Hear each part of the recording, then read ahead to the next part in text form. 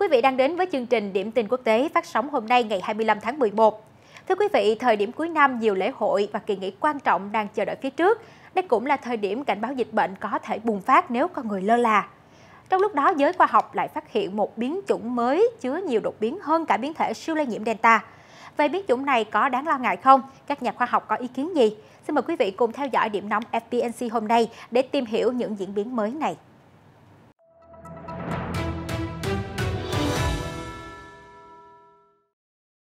Giới chuyên gia mới đây đã gióng lên hồi chuông cảnh báo về một biến thể Covid mới với 32 đột biến khủng khiếp, được coi là chủng Covid tiến hóa nhất và gây hại hơn cả biến thể Delta. Theo tờ Daily Mail, ngày 24 tháng 11 cho biết. Kể từ khi xuất hiện ở Botswana vào ngày 11 tháng 11 đến nay, biến chủng này đã lây lan cho 10 trường hợp ở 3 quốc gia trên toàn cầu. Ngoài ra, nó còn mang 32 đột biến trong protein gai. Các đột biến có thể khiến biến chủng mới lây nhiễm cao, lẫn trốn vaccine và có nhiều thay thế về protein gai hơn bất kỳ biến thể nào khác của SARS-CoV-2, kể cả Delta, theo Daily Mail. Nhà di truyền học François Balloux ở University College London chia sẻ rằng sự gia tăng đột biến cho thấy nó có thể bùng phát ở những người có hệ miễn dịch suy yếu, ví dụ như bệnh nhân HIV/AIDS. Ở những người này, COVID-19 có thể kéo dài hàng tháng do cơ thể không thể chống lại nó. Điều này cho phép virus SARS-CoV-2 có thời gian để đột biến, giúp nó xâm nhập vào hệ thống phòng thủ của cơ thể. Trong khi đó, tiến sĩ Tom Peacock, nhà virus học tại Đại học Hoàng gia London, nước Anh, mô tả sự kết hợp đột biến của biến thể này là khủng khiếp. Ông cảnh báo B11529, tên khoa học của biến thể này, có khả năng gây bệnh nghiêm trọng hơn gần như mọi biến chủng khác, bao gồm cả chủng Delta đang thống trị trên thế giới. Dù vậy, một số nhà khoa học nói với tờ Mail Online, số lượng đột biến chưa từng có của biến thể này có thể phản tác dụng khiến nó bất ổn và khó lây lan. Theo họ, không cần phải quá lo lắng vì chưa có dấu hiệu nào cho thấy B11529 đang lan ra nhanh chóng. Giữa lúc đó, tờ The Guardian dẫn lời giới chuyên gia nhận định nếu nCoV tiếp tục biến đổi, thế giới có thể đối mặt với siêu biến thể có mức độ lây nhiễm, độc lực và khả năng tránh né miễn dịch hoàn toàn khác. Cụ thể, ông Ravi Gupta, giáo sư vi sinh lâm sàng tại Đại học Cambridge, gọi những chủng này là siêu biến thể. Ông chắc chắn chúng sẽ xuất hiện trong tương lai, chỉ chưa biết khi nào. Hiện giờ đại dịch chủ yếu là do Delta gây ra, nhưng siêu biến thể tôi đang nói đến còn mạnh mẽ hơn Delta Plus. Tôi không nghĩ Delta Plus đáng lo ngại và có thể phát triển mạnh mẽ ở các nước khác. Nhưng biến thể mới có thể xuất hiện trong 2 năm tới, nó cạnh tranh trực tiếp với Delta, có khi đánh bại cả Delta, giáo sư Gupta nói. Theo một số chuyên gia dịch tễ, các phiên bản khác nhau của nCoV bị phát hiện đã trao đổi đột biến kết hợp để tạo thành chủng hoàn toàn mới. Theo ông Gupta, may mắn là hiện tượng này không phổ biến. Tuy nhiên, nó vẫn có thể là nguồn cơn của siêu biến thể, đặc biệt tại những khu vực có tỷ lệ tiêm chủng thấp, nơi COVID-19 vẫn thoải mái lây lan. Theo The Guardian, dù điều này nghe có vẻ đáng sợ nhưng nó không phải tin xấu. Vaccine đang được tạo ra hướng tới sự tiến hóa của virus. Các chuyên gia dịch tễ không cho rằng nCoV sẽ phát triển đến mức khiến tiêm chủng hoàn toàn vô dụng. Đáng nói hơn, thế giới cũng đang nghiên cứu vaccine thế hệ thứ hai có thể chống được các biến thể tiềm năng trong tương lai.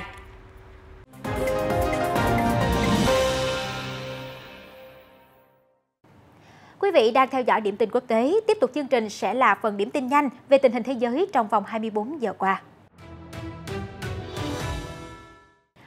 Thưa quý vị, theo trang tin Taiwan News, Lầu Năm Góc đã tăng dần đều các binh sĩ hiện diện ở Đài Loan, với con số tăng gần gấp đôi trong năm đầu tiên nhiệm kỳ của Tổng thống Joe Biden so với năm cuối thời ông Donald Trump. Cụ thể, theo Trung tâm Dữ liệu Nhân lực Quốc phòng Mỹ DMDC, báo cáo mới nhất vào ngày 30 tháng 9 năm 2021, số quân Mỹ đang hiện diện ở Đài Loan bao gồm 2 lính lục quân, 3 lính hải quân, 29 lính thủy đánh bộ và 5 phi công. Theo báo Nhật Sankei Shimbun đưa tin hôm thứ Tư ngày 24 tháng 11, 2 tàu chiến Hải quân Trung Quốc vào giữa tháng 11 này đã diễn tập tấn công đổ bộ nhằm vào Đài Loan, ở nơi chỉ cách hòn đảo 111 km về hướng đông. Các tàu chiến được nhìn thấy lởn vởn xung quanh vùng nước gần đảo Okinawa, Yonaguni của Nhật Bản và gần Đài Loan. Cả hai đều là tàu vận tải đổ bộ lớp Yuzhao, tức là Type 071. Cũng liên quan đến Trung Quốc, mới đây trang web của quân đội Trung Quốc đã cáo buộc Ấn Độ tấn công mạng vào nhiều cơ quan chính phủ và Bộ Quốc phòng của Trung Quốc và Pakistan. Ấn Độ vẫn chưa lên tiếng phản hồi về những cáo buộc của Trung Quốc. Dù vậy, New Delhi cũng từng tố cáo Bắc Kinh tấn công mạng một số cơ sở quân sự. Mới đây, Nhật Bản và Việt Nam đã thống nhất thắt chặt hợp tác an ninh và hỗ trợ thúc đẩy kinh tế của hai nước sau đại dịch Covid-19. đại diện hai bên cam kết làm việc cùng nhau vì một khu vực Ấn Độ Dương-Thái Bình Dương tự do và rộng mở, chia sẻ nỗi lo ngại chung về những tuyên bố chủ quyền biển phi lý của Trung Quốc. Theo một số nguồn tin ngoại giao, chính phủ Hàn Quốc sẽ ủng hộ 16 trực thăng cho các lực lượng gìn giữ hòa bình của Liên Hợp Quốc, trong bối cảnh Seoul đang đóng vai trò ngày càng quan trọng hơn tại tổ chức đa phương toàn cầu này. Hàn Quốc đã đàm phán với một số quốc gia có nhu cầu sử dụng các trực thăng này cho những nhiệm vụ kiểm soát và ngăn ngừa xung đột ở những điểm nóng trên thế giới. Ở một diễn biến khác, trong cuộc gọi video vào hôm thứ Ba, Bộ trưởng Quốc phòng Nga Sergei Shoigu và người đồng cấp Trung Quốc Ngụy Phượng Hòa đã đồng ý mở rộng hợp tác thông qua tập trận chiến lược và tuần tra chung ở khu vực châu Á-Thái Bình Dương, đặc biệt lưu ý biển Nhật Bản và biển Hoa Đông. Theo giới phân tích, Trung Quốc và Nga đang dọn đường để thiết lập một liên minh quân sự không chính thức nhằm chống lại áp lực gia tăng của Mỹ và phương Tây. Mới đây, Giám đốc Cục Tình báo Trung ương Mỹ CIA cảnh báo Nga phải hứng chịu hậu quả nếu phát hiện Moscow dính líu đến những tổn thương thần kinh bí ẩn, gọi chung là hội chứng Havana ở các nhà ngoại giao Mỹ, đặc vụ FBI và các điệp viên khác trên khắp thế giới. Hiện nguyên nhân chính xác của căn bệnh lạ này vẫn còn là bí ẩn, nhưng nhiều quan chức tin rằng nó bắt nguồn từ các cuộc tấn công phóng xạ do Nga thực hiện. Một số tin nóng khác, Ngoại trưởng Lithuania mới đây cho biết nước này chấp nhận tổn thương kinh tế trong ngắn hạn với Trung Quốc để tiếp tục quan hệ với nền dân chủ văn minh như Đài Loan, đồng thời cũng kêu gọi EU tăng cường liên kết với châu Á để chống lại những hành vi bắt nạt thương mại từ đất nước tỷ dân. Quý vị có thể xem lại bản tin trưa phát sóng lúc 12 giờ trên kênh FBNC để tìm hiểu thêm thông tin chi tiết.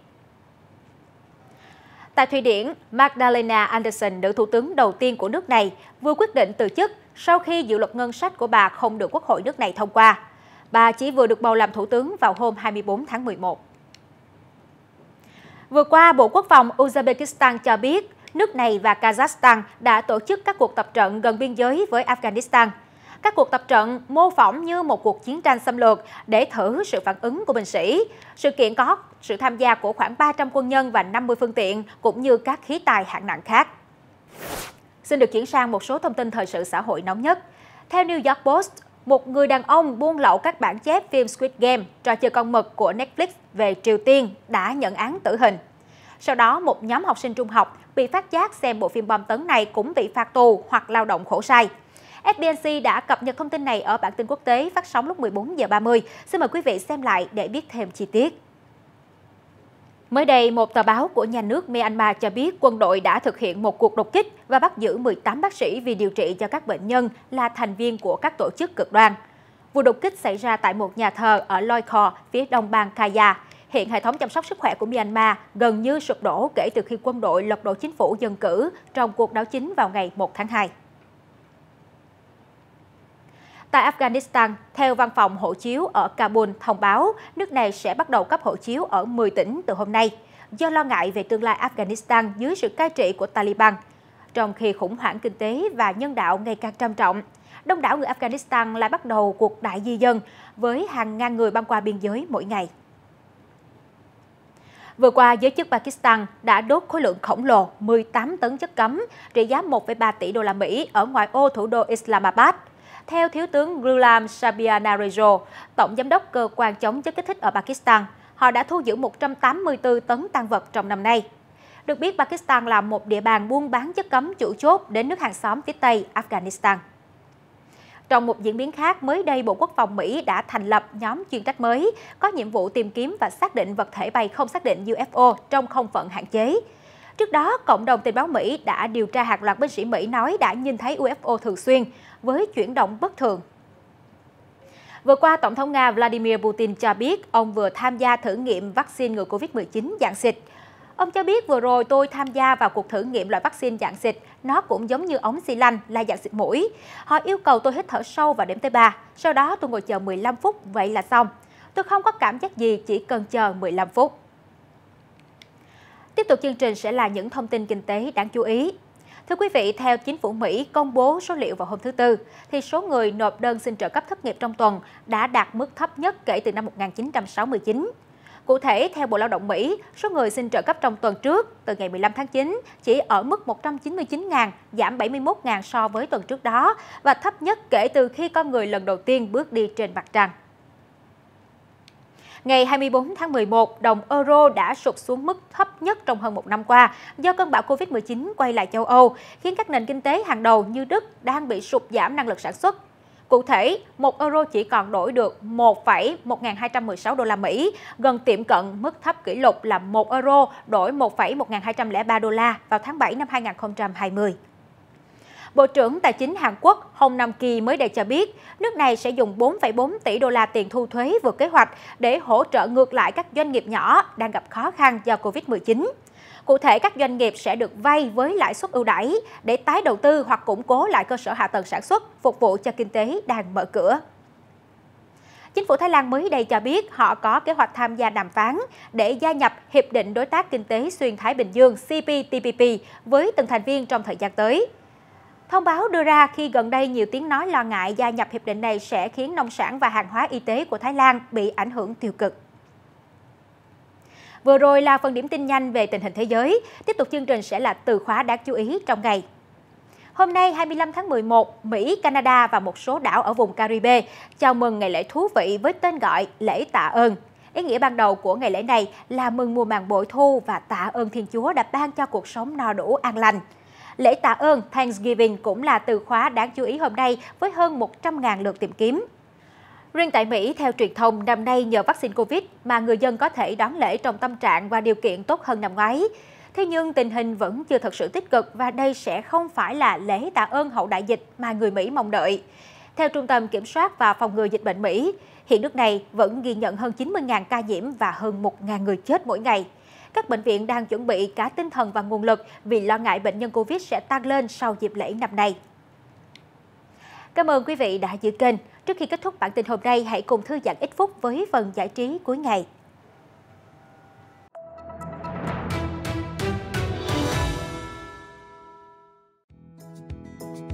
Clark Ackerman, nhà vô địch giải Motocross World Championship vừa qua đã trở thành người đầu tiên trên thế giới trình diễn thủ thuật ấn tượng trên chiếc xe FMS của anh ta vào tháng 9 ở Cologne, Duisburg, nước Đức. Ackerman đã kết thúc màn trình diễn của mình bằng cú nhào lộn qua khoảng cách 25 m giữa hai tàu chở hàng đang di chuyển trên sông Dram trước nhà thờ Cologne. Việc nhảy từ tàu này sang tàu khác thực sự khó vì bạn không thể luyện tập nó ở nhà. Bạn phải luôn luôn tưởng tượng điều gì sẽ xảy ra với màn trình diễn này và phải chạy với vận tốc cao như thế. Mọi thứ phải hoàn hảo, nếu không thì khó thành hiện thực. Tay đua 23 tuổi nói với hãng tin Reuters. Hãy cùng nhìn lại khoảnh khắc xuất thần trong màn trình diễn ấn tượng của Clark Ackerman.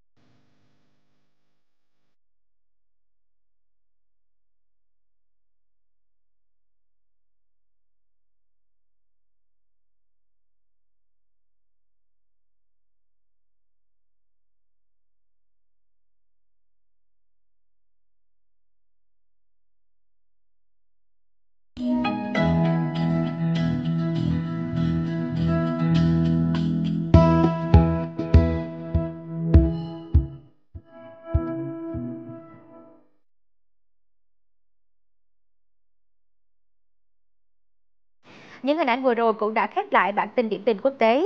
Xin chân thành cảm ơn quý vị quan tâm theo dõi. Xin chào và hẹn gặp lại trong những bản tin tiếp theo trên các nền tảng của FPNC.